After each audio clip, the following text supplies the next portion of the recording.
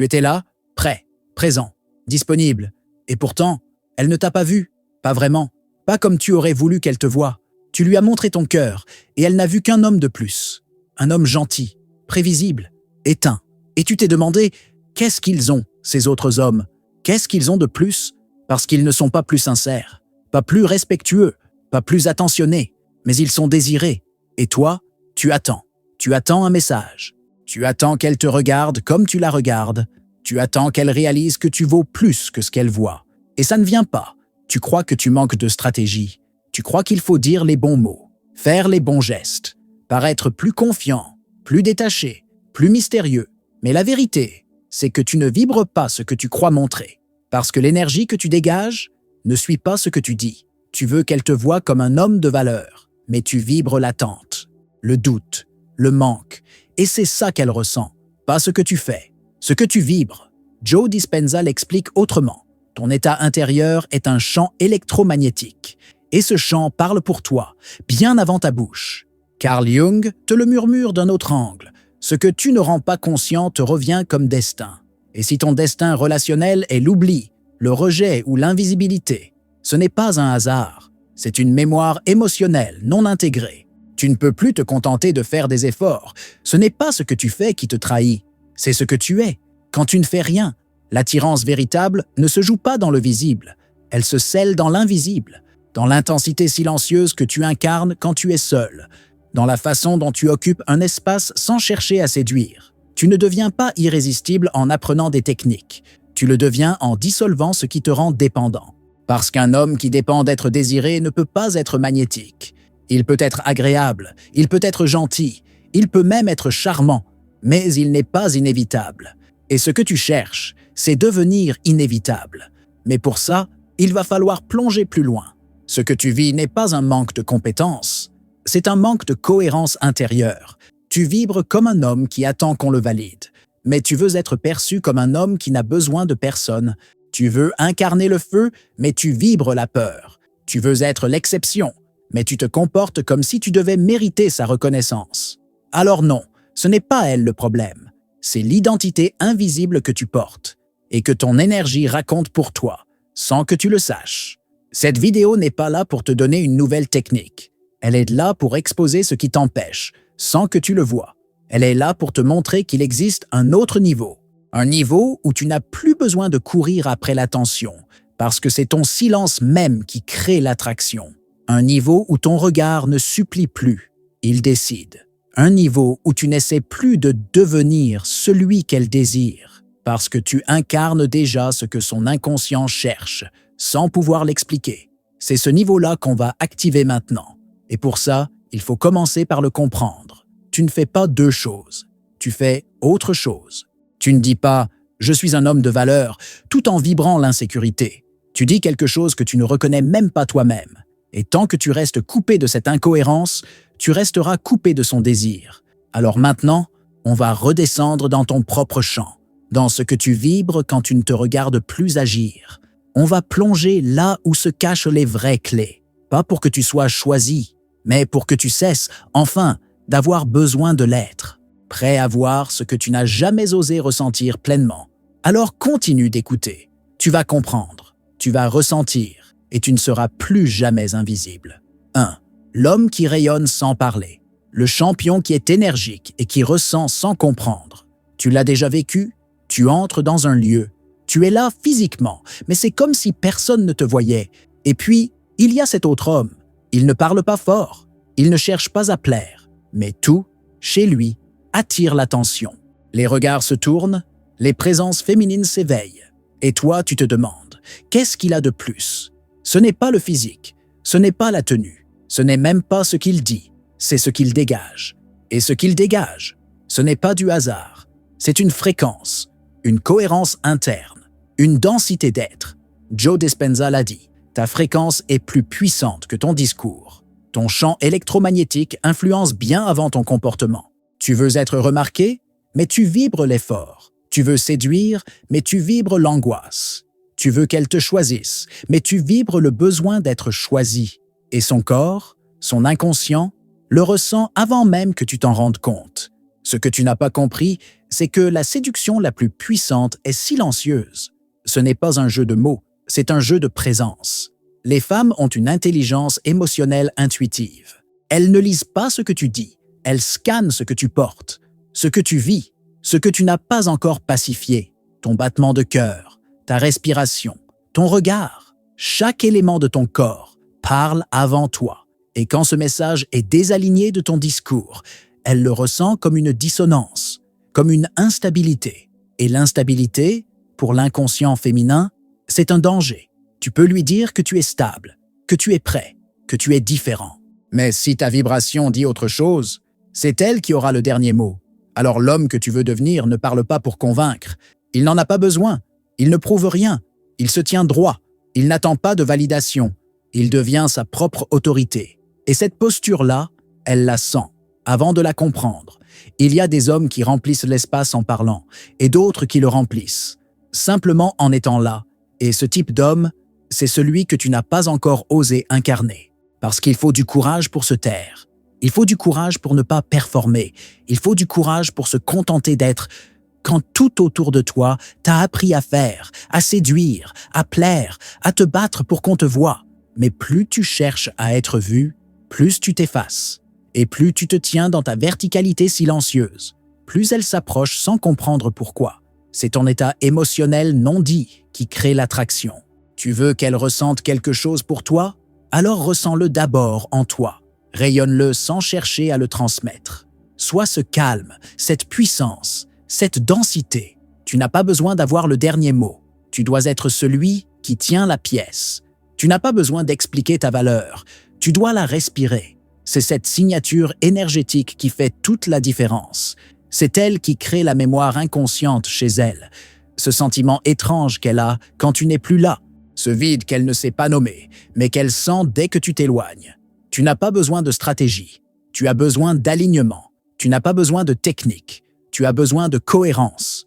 Quand ton champ énergétique devient un miroir d'intégrité, elle le sent. Et ce ressenti-là, aucun autre homme ne peut le copier. Alors maintenant tu comprends. Ce n'est pas que tu n'es pas assez bon, c'est que tu vibres quelque chose qui ne t'appartient pas encore. Et tant que tu restes dans ce désalignement intérieur, tu seras l'homme qu'elle oublie, alors que tu aurais pu être l'homme qu'elle ne peut plus ignorer. Ce n'est pas une question de mots, c'est une question d'état. Et cet état, tu peux le choisir, pas en forçant, mais en revenant à ce que tu as toujours voulu ressentir dans ton corps, la paix d'être toi, sans avoir à convaincre personne. 2. L'homme qui ne cherche rien et dévie tout. Il y a des hommes que les femmes fuient, sans trop savoir pourquoi. Et il y a ceux qu'elles poursuivent, même quand ces hommes n'ont rien fait pour ça. Tu crois encore que c'est une question d'effort, d'investissement, de timing, mais c'est une illusion. Ce n'est pas celui qui donne le plus qui est désiré, c'est celui qui ne donne que ce qu'il est, sans attente de retour. Tu n'as pas été rejeté pour ce que tu es, tu as été rejeté pour ce que tu projetais. Cette vibration subtile de quelqu'un qui veut être choisi, qui espère, qui attend. Et cette vibration-là, elle est lourde, elle est pesante, elle fait fuir, parce que tu crois encore que tu dois faire quelque chose pour être digne. Mais le masculin accompli ne fait pas, il incarne, il ne cherche pas, il est. Et c'est précisément parce qu'il ne cherche rien qu'il devient magnétique. Tu cours après l'approbation, elle court après ce qu'elle ne peut posséder. Et tant que tu inverses ce rapport, tu seras toujours en train de quémander un regard, un signe, une chance. Mais il y a une vérité que peu d'hommes osent entendre. Quand tu n'as plus besoin qu'elle te choisisse, tu deviens celui qu'elle ne peut plus ignorer. Parce qu'il y a quelque chose dans le masculin souverain qui dérange. Il ne supplie pas, il ne justifie pas, il n'insiste pas, il laisse partir. Et c'est précisément cette capacité à laisser partir qui crée le trouble. Parce qu'un homme qui ne cherche rien donne le sentiment qu'il a tout. Et c'est ce sentiment de complétude, ce parfum d'abondance intérieure, qui active chez elle une mémoire archaïque du désir. Joe Dispenza parle de résonance. Il dit que tu n'attires pas ce que tu veux, tu attires ce que tu es prêt à recevoir. Et quand tu vibres comme un homme qui a déjà tout, tu actives un champ d'attraction différent, plus profond, plus rare. Et dans ce champ-là, tu ne séduis pas. Tu rappelles à l'autre ce qu'elle a perdu. La neutralité énergétique, Ce n'est pas l'indifférence. C'est la paix intérieure d'un homme qui n'attend plus de l'extérieur ce qu'il s'est enfin donné à l'intérieur. Tu n'es plus dans l'urgence de convaincre. Tu es dans l'évidence de ton axe. Tu n'as plus besoin qu'elle te remarque. C'est toi qui observes, en silence, si elle mérite ton monde. Et ce renversement, elle le sent. Tu n'es plus dans le désir de plaire. Tu es dans la lucidité de ta rareté. Tu ne corresponds plus à une attente. Tu deviens une énigme. Et l'inconscient féminin n'est pas attiré par ce qu'il comprend. Il est attiré par ce qu'il ne peut contrôler. Tu as passé ta vie à chercher des femmes qui ne te cherchaient pas, parce que tu vibrais le besoin, parce que tu projetais le manque. Mais l'homme qui ne cherche plus devient une anomalie. Il devient l'interruption du schéma. Et c'est cette interruption qui force l'attention. Alors ne cherche plus, ni son regard, ni son message, ni son affection. Ne fais plus l'erreur de prouver ta valeur, parce qu'au fond, ce que tu cherches à prouver, c'est ce que tu n'as pas encore reconnu toi-même. Et quand tu cesses cette course, quelque chose en toi change. Tu passes du mendiant au maître. Tu passes de l'espoir à la présence. Et elle le sent. Elle ne le comprend pas, mais elle le ressent. Et un jour, elle reviendra. Pas parce que tu l'as convaincue, mais parce que tu es devenu l'homme qu'elle n'a jamais su oublier. 3. L'homme qui contient sa colère et la transforme en autorité vibratoire. Tu ne t'es jamais mis en colère sans raison. Chaque explosion venait d'une accumulation, d'une frustration, d'un manque de reconnaissance. Tu as donné, tu as encaissé, tu as été patient, jusqu'à ce que ton seuil de tolérance éclate. Et chaque fois, tu t'es senti coupable, trop réactif, trop sensible, trop instable. Alors tu as commencé à réprimer, tu as étouffé, tu t'es dit que tu devais être calme, rationnel, contrôlé. Tu as transformé ta puissance en silence, ta révolte en soumission. Mais ça n'a rien réglé, parce qu'en toi, la pression continue de monter. Et tu sais pourquoi? Parce que ta colère n'est pas un problème, elle est un message. Elle est la voix de ton intégrité blessée. Joe Dispenza parle d'énergie émotionnelle comme d'une charge électrique. Et tant que tu n'as pas transformé cette charge, elle agit contre toi. Pas parce qu'elle est mauvaise, mais parce qu'elle est mal dirigée. Ce que tu appelles perte de contrôle, ce n'est pas ta colère, c'est ton incapacité à l'écouter avant qu'elle n'explose. Et ce que tu appelles maîtrise de soi, ce n'est pas ta capacité à rester neutre, c'est ta capacité à transmuter le feu en force tranquille. Le vrai pouvoir masculin, ce n'est pas d'être calme tout le temps, c'est de savoir quand se taire et quand faire trembler la pièce sans hausser le ton. Mais pour ça, tu dois d'abord accueillir ta rage, lui donner un espace, une direction, une densité. La colère que tu ressens, c'est la trace vibratoire de tout ce que tu n'as pas osé exprimer. Les fois où tu as été effacé, minimisé, trahi, utilisé, ignoré. Et tant que tu refuses de la regarder, elle te ronge de l'intérieur. Elle sabote tes relations, elle t'étouffe et elle détruit ton aura. Parce qu'un homme qui retient tout devient un homme que plus personne ne respecte. Mais un homme qui canalise devient une force qu'on ne peut plus ignorer.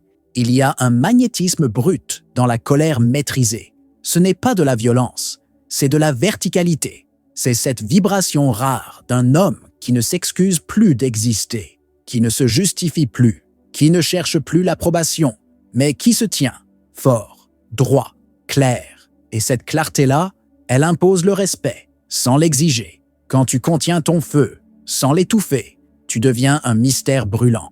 Tu n'exploses plus, tu irradies, tu ne cries plus, tu incarnes. Et dans cette incarnation, il y a quelque chose qui attire, quelque chose d'antique, de primitif, de sacré. Parce que les femmes ne sont pas attirées par les hommes calmes. Elles sont attirées par les hommes qui contiennent un chaos, qu'elles ne peuvent ni prédire, ni dominer. Et c'est là, dans ce paradoxe, que ton autorité vibratoire se crée. Tu n'es pas dangereux, tu es dense, tu n'es pas instable, tu es profond, tu n'es pas froid, tu es incandescent. Et ce feu, tant que tu l'utilises pour éclairer ton propre chemin, devient lumière pour tous ceux qui t'entourent. Tu n'as pas à t'excuser de ce que tu ressens, tu as à l'élever, à l'affiner, à le transformer en puissance stable, parce que plus tu canalises ton feu, plus elle veut s'y brûler. 4. L'homme qui cesse de performer et commence à hypnotiser. Tu as appris à faire, à montrer, à impressionner, à mériter. Tu as cru que plus tu donnerais, plus tu serais choisi. Que ton implication, Ta disponibilité, ta constance suffiraient à déclencher son désir. Mais ce que tu n'as pas compris, c'est qu'un homme qui veut prouver sa valeur finit par perdre sa vibration. Tu es devenu un homme performant, mais pas un homme magnétique, parce que la performance n'a jamais créé de tension.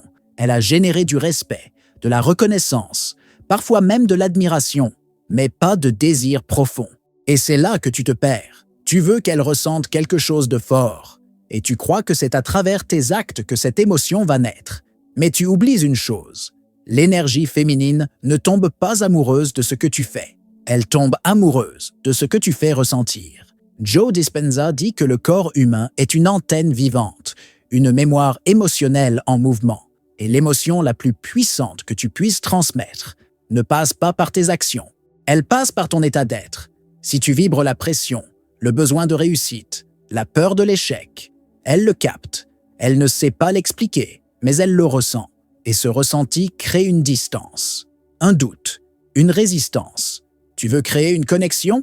Alors cesse de performer et commence à habiter ton moment. Parce que l'homme qui habite pleinement son instant, sans chercher à en tirer quelque chose, hypnotise. Il n'est pas là pour réussir l'interaction. Il est là pour incarner quelque chose. Et c'est cette incarnation qui marque. Ce n'est pas ta gentillesse qu'elle oubliera.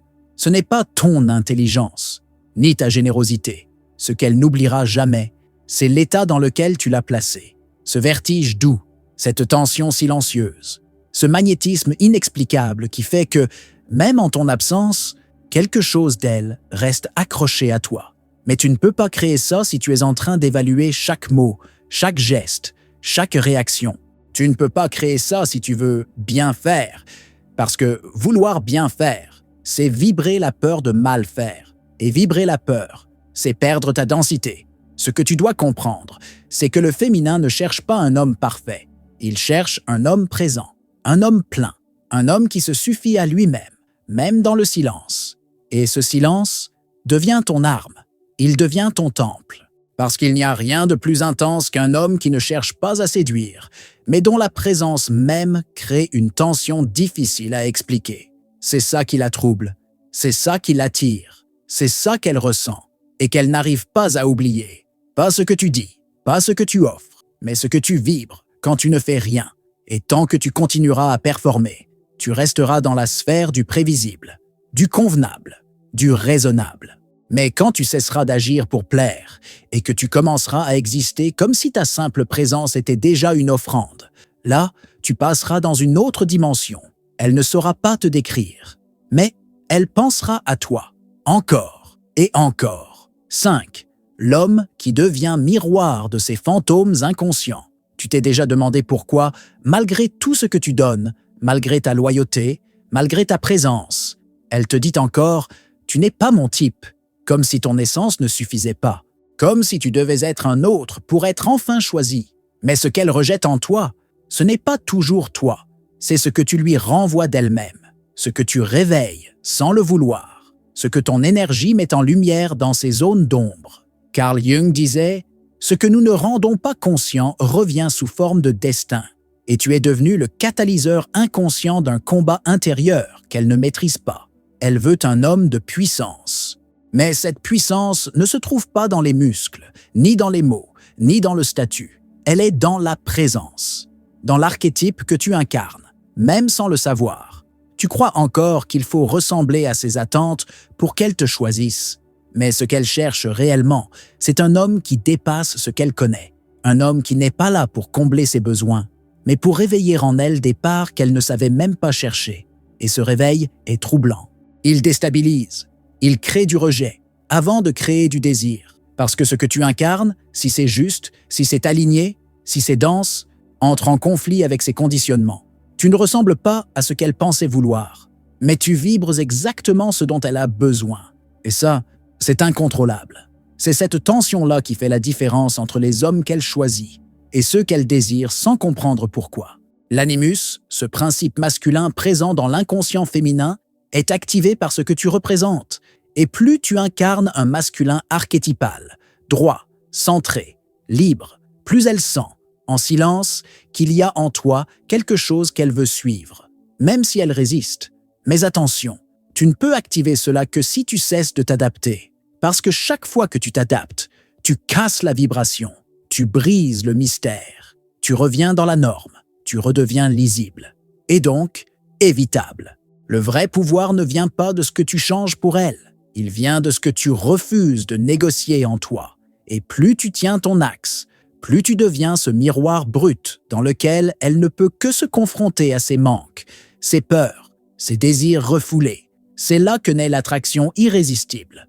Pas dans le fait de correspondre à une image, mais dans le fait de projeter une intensité qu'elle n'a jamais su formuler. Tu n'es pas le gentil garçon, tu n'es pas le bad boy. Tu es la fréquence entre les deux, celle qui trouble, parce qu'elle ne peut pas te classer. Et ce trouble, c'est ton terrain. Elle ne court pas après toi, elle court après ce que tu as réveillé en elle. Et elle ne peut pas l'expliquer, parce que ce n'est pas toi l'objet du désir. C'est ce qu'elle devient à ton contact. Tu ne lui offres pas une relation, tu lui offres une élévation. Mais pour ça, tu dois d'abord redevenir entier. Cesser d'exclure tes ombres, cesser de vouloir te faire accepter, cesser de moduler ta lumière. Et plus tu assumes ce que tu es, sans crainte, sans filtre, sans besoin, plus tu vibres une autorité naturelle, un masculin sauvage, indomptable, magnétique.